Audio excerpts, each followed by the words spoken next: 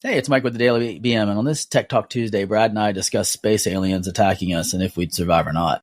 It's going to be a great episode. We appreciate you listening, and remember 5-star reviews. We love those. And also write us a note if you'd like to hear something special on the show. And remember, like and subscribe. Hope you enjoy. Thanks.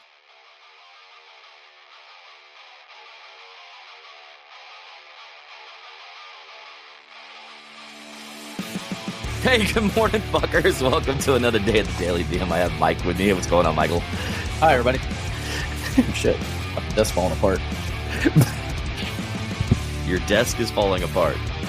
Yeah. The Daily BM thing just fell off the back of my microphone. Almost took me out.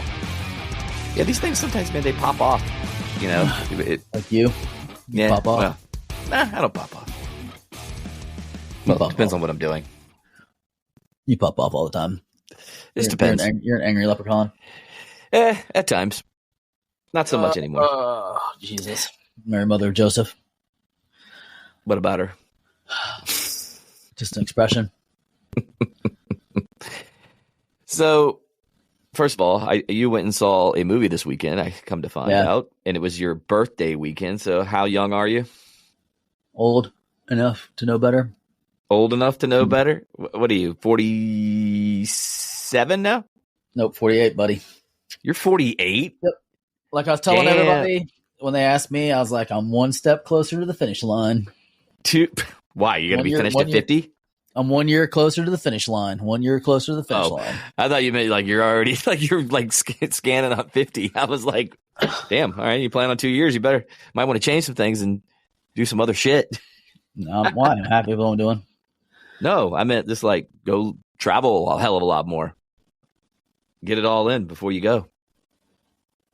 Let me ask you something. So before we go, I'm going to sideball this before we get into what we're going to talk about today. So if you had 2 years left to live, what exactly would you do? 2 years? Yeah, if you knew 50 is your cutoff day, that's it. Kind of like in that movie. What was that movie? Time with Justin Timberlake, or whatever, where they had to like have that clock on their forearms and they had to like, he gambled and shit his life away. But if you had 2 years left and that clock was winding down, what would you do for those 2 years? Like 2 years drop dead, or is it going to be 2 years drop dead? You're out just like that. Like as soon as the clock goes to zero on your forearm, you're gone. Oh, yeah. There's no borrowing time or none of this shit. You just been destined. That's your time, and that's all you get. It's 50 years. I don't know. You had to think about this one. Well, because like the grandiose thing would be like, oh, well, I'm going to just like go travel and do this and do that. But I don't know.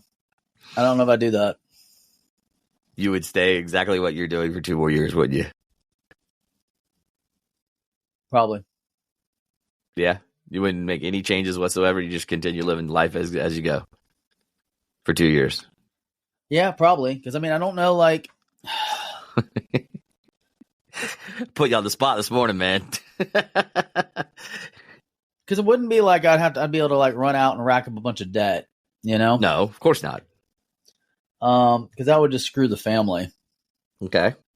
And I really do like my life for the most part. I mean, there's little parts that are stressful, but that's just part of life. Like, right. I mean,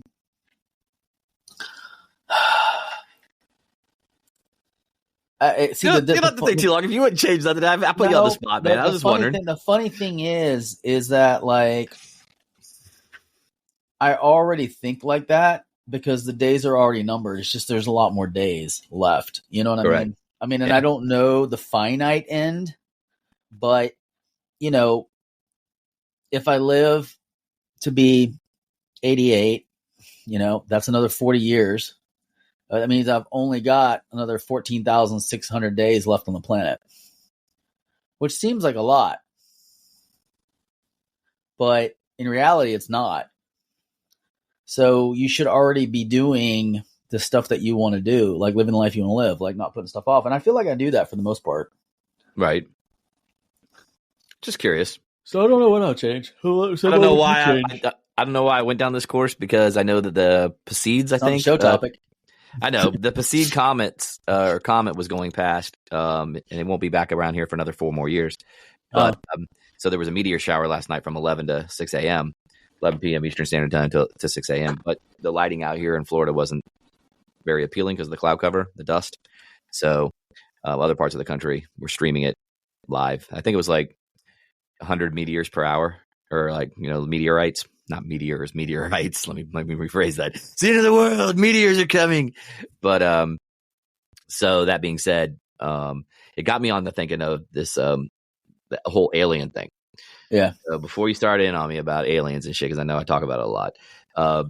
Basically, every movie that we've ever seen, like, War of the Worlds, Independence Day, Battle of Los Angeles, name some other sci-fi movies that aliens have attacked Earth, and we've always won.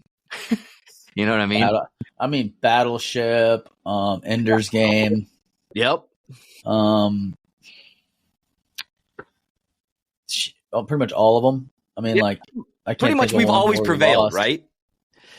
So the authors of the TV show, the sci-fi TV show, The Expanse, they got a new novel called The Mercy of the Gods. Yeah, it's the first book in what's destined to be a trilogy, is what they're saying. Okay, but basically in the book, within the first, I think, 100 pages, we lose. Yeah.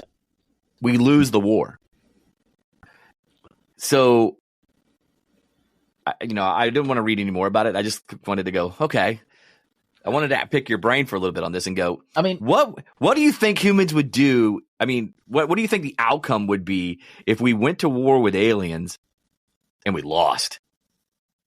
Honestly, I think it'd be more like The Hitchhiker's Guide to the Galaxy, like the opening of that novel. Okay, elaborate for people who haven't read the book. So basically, how the novel starts, it's very comedic. But basically, what happens is it starts off with there's basically the main character in there. He's in his house because the city's trying to tear down his house to put a roadway through his house. And down at City Hall, they had put the notice up in City Hall that they were going to do it, and he had 90 days to dispute it.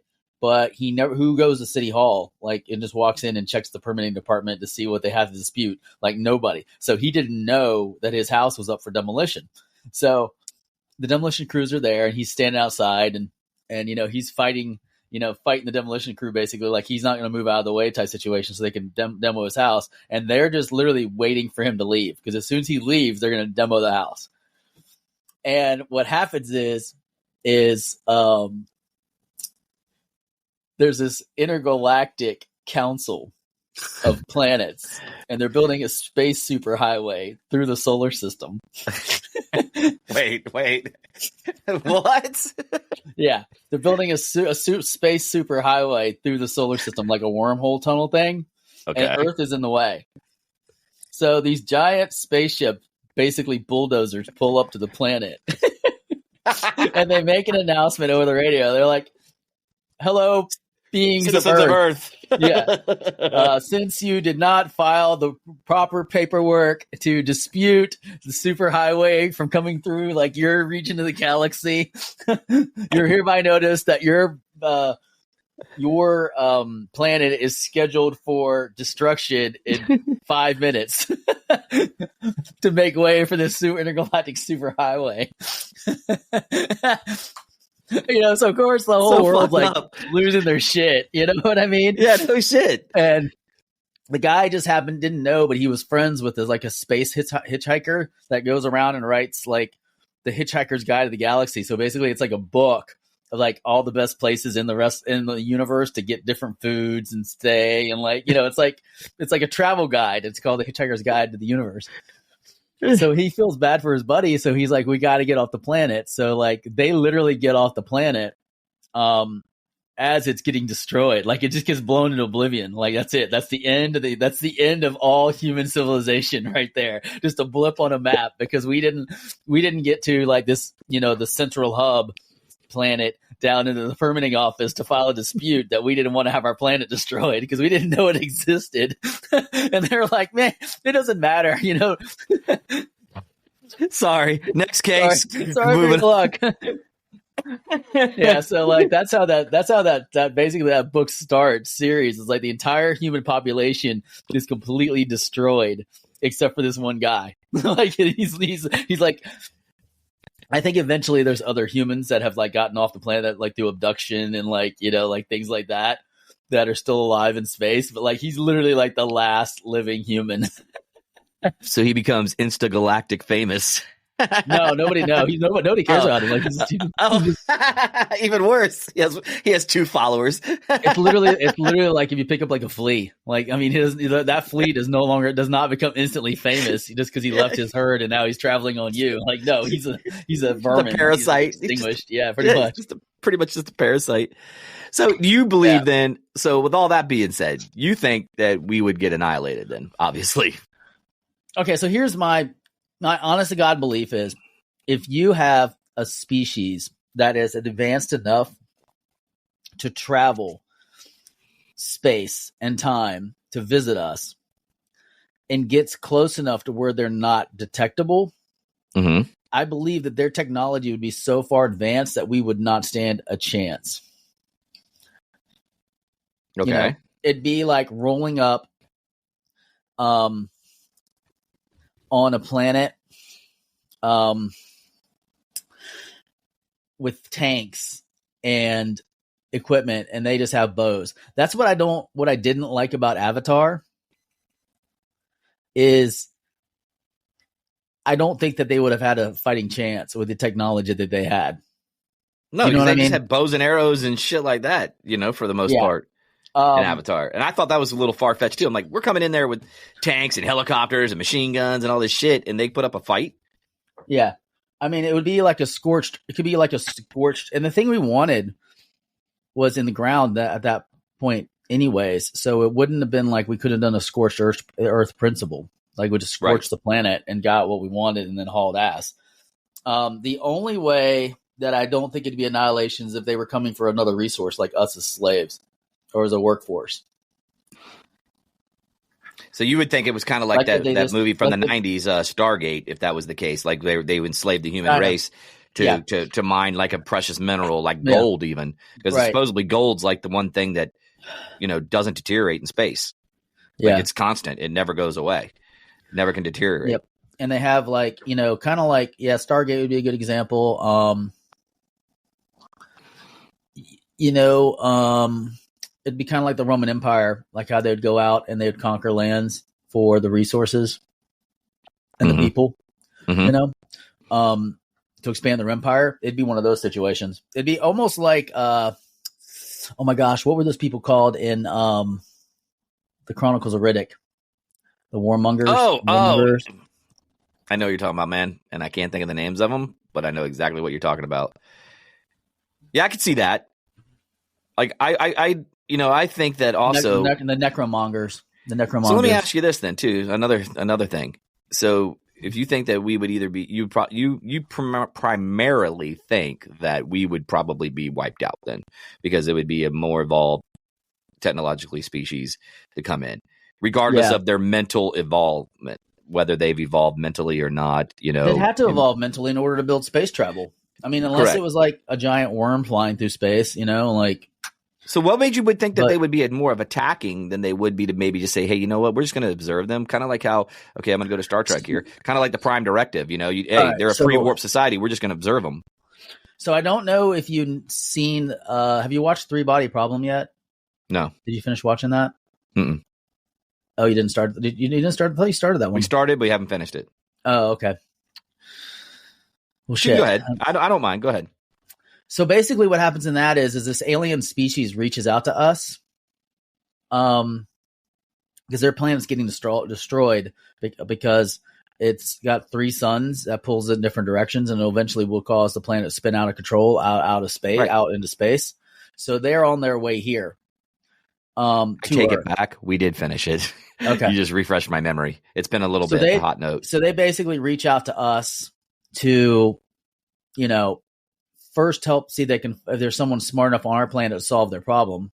And then they figure out that we can't solve it, but our planet is inhabitable because we actually sent a signal out that we're here and they picked up on it. And they're like, oh shit, they can support like life like us. You know what I mean? Mm-hmm. So they reach out to us on their hopes of coming here and living, coexisting. at first. But then through learning about us, our stories and things like that, they find out that we're deceitful and liars and can't be trusted. Because in their race, everyone communicates and there's no secrets, like because they're all telepathic. Right. So now they don't trust us. So now their only option is to annihilate us, because if they can't trust us, they have to get rid of us. Like that's just, their mindset. And that's kind of where the series ends, on that note, that they're on their way and they are trying to limit us from growing technologically, because by the time they get here, we'll be far enough technologically advanced that we can defend ourselves from them. Because the way that technology was leaping, right? And their society, like every 1,000 years, gets completely annihilated and then has to rebuild from scratch. So they didn't have the technology advances like we jumped. Well, because once you have that first computer, then the time starts accelerating, which it has in our case. Over the last absolutely 200 years, we've gone night and day as far as advancements. Yeah, horse and buggy to flying through space, Yeah, and it's only going to accelerate faster as computers become more intelligent and powerful and can start doing more heavy lifting. And then we learn on, exponentially. So it was really fascinating because, they have the technology now to defeat us, but they wouldn't have the technology in 400 years when they get here, because it could take them 400 years to get here, because their technology is not leaping as fast because they're in space travel, so we're going to exceed them because we have the resources of a planet and they don't, they're have they ever met humans? Hibernation. We're our own worst enemy at times. Well, that's a funny thing. We have this crazy ability to survive and adapt. Mm-hmm. Even when you watch movies, shows like Alone, where they put people out in the woods, a lot of them tap out quickly, but some of them are just resilient as hell, and and they find ways to make it through. Which I think that's who we are as a species. So I think alien race, if they don't completely wipe us out, then eventually we would. We'd just be that annoying cancer that would kill them. the annoying cancer that would kill them. Yeah. Just like when we take out Skynet, Yeah, unfortunately, I have to kind of agree with you. There's a part of me that wants to be optimistic in the Star Trek land and be like, oh, wow, okay, yeah, there would be some aggressive species, but because they're highly evolved, they would be more willing to, once we learned on our own how to travel amongst the stars, yada, yada, yada. But I truly believe they would do the same thing. They would realize how deceitful we are to one another and how we fight over our own resources here on our own planet. So I feel like they would wipe us out without even batting an eye and just say, hey, now we got all our resources. Because that's what we do. We've done that throughout men's history. We've conquered and conquered and conquered each other. So who's to say that another species out there in the universe wouldn't do the same? But well, we're about out of time. But I will like to say this weekend is opening up of Alien Romulus. So that comes out this Friday. It launches this Friday. I'm not a spokesman for the Alien series or anything like that. It's just I really enjoy them. So it looks very promising. Unlike some of the other Alien releases, there I was kind of like meh. But for the majority of them, I kind of still, I watched them anyway. So don't forget, go this Friday, check them out. I think you'll totally dig it. Also, don't forget to head over to thedailybm.com where you can follow us on all of our socials. Also, you can head over to the website, and go see all the new stuff that we have there. Also, MasonDangerBeardCO.com, 20% off on everything just by simply using the promo code DailyBM. Michael, you got anything before we get out of here, sir? No, I'm good to go. Listen, I'm just going to finish with this one. Don't forget, have your shields up, be ready to fight, because today is our Independence Day. No, it's not. Anyway, nice knowing you. Catch you on the flip side. Have a good one. Deuces.